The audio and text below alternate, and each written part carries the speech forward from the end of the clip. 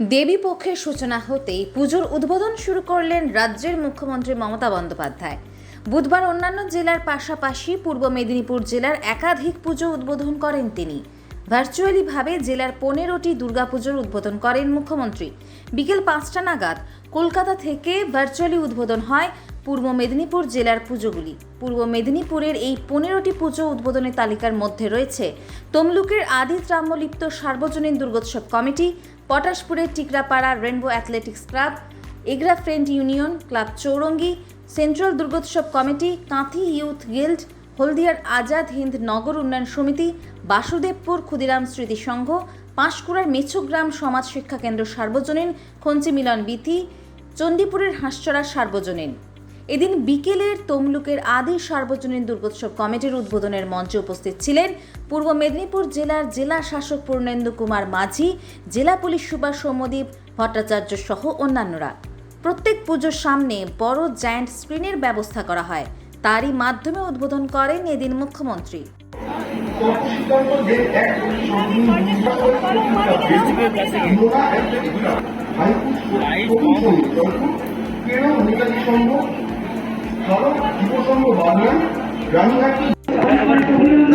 নিরাপত্তা ব্যবস্থা নিয়ে নিশ্চয়ই আমরা যেরকম প্রত্যেকবার দুর্গাপুজোয় ব্যবস্থা থাকে, ট্রাফিক পুলিশ এবং জেলা জুড়ে যে পুলিশি টহলদারি সেটা থাকবে। আপনারা দেখেছেন গতকালই আমরা পিঙ্ক মোবাইলের সূচনা করেছি, যেখানে মহিলাদের দ্বারা পরিচালিত পুলিশ পেট্রোল ভ্যানগুলো ঘুরবে এবং আমরা আশা করছি যে গোটা দুর্গাপুজো জুড়েই মানুষকে যে পুলিশি পরিষেবা সেটা দিতে পারবো। সকলকে দুর্গোৎসবের শুভকামনা। Thank you. আজকে ভার্চুয়ালি মুখ্যমন্ত্রী উদ্বোধন করলেন, আপনার পুজো এর আগে করেছেন, আজকে কি বলবেন? আজকের আমি বলতে পারি যে পরিপূর্ণভাবে ডিএম থেকে, এসপি থেকে, আমাদের এডিএম সাহেব থেকে, আমাদের মন্ত্রী সাহেব থেকে অনেক ভিভিআইপি আজকে এসেছেন। আমি তাদের কাছে আদি তাম্রলিপ্ত সার্বজনীন দুর্গোৎসব কমিটির পক্ষ থেকে তাদেরকে কৃতজ্ঞতা জানাই যে তারা দীর্ঘক্ষণ এখানে বসেছিলেন এবং মাননীয় মুখ্যমন্ত্রী মমতা বন্দ্যোপাধ্যায় প্রত্যেক বছরের মতো এবছরও তিনি উদ্বোধন করেছেন ভার্চুয়ালি। তাকে সেজন্য আমরা কৃতজ্ঞতা জানাচ্ছি আদি তাম্রলিপ্ত সার্বজনীন দুর্গোৎসব কমিটির পক্ষ থেকে। কী অনুষ্ঠান আছে? আমাদের সাংস্কৃতিক অনুষ্ঠান আছে, এছাড়াও আমরা আমাদের পুজোর কিছু খরচা বাঁচিয়ে আমরা বন্যা ত্রাণে সেই টাকাটা মুখ্যমন্ত্রীর তহবিলে দান করব। এরকম তাছাড়াও আমরা ইন্ডিয়ান রেড ক্রস সোসাইটির সঙ্গে একসঙ্গে তাহলে আমরা বন্যা ত্রাণ খুব সম্ভবত শনিবার দিন আমরা বন্যা ত্রাণে যাব আমরা সবাই মিলে, এবং এইভাবেই আমরা যেমন পুজোও করছি একইভাবে আমরা দুর্গত মানুষদের পাশেও দাঁড়াতে চাই।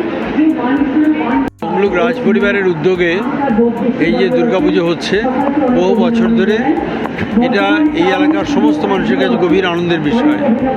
যখন কোনো জায়গাতে কোনো পুজো হতো না তখন এরা পুজোর সূত্রপাত করেছিলেন এবং সেই পুজো লক্ষ লক্ষ মানুষ দেখতে আসতেন তখন, কারণ নানা জায়গায় তখন পুজো হতো না এবং সেই পুজোর জন্য, আরাধনার জন্য, পুষ্পাঞ্জলি দেওয়ার জন্য মানুষ ছুটে ছুটে আসতেন দেখবার জন্য, এবং এই ঐতিহ্যকে ত্রিপুরা ধরে রেখেছে এবং এটাকে ক্রমাগতভাবে আরও সুন্দর করে তুলছে।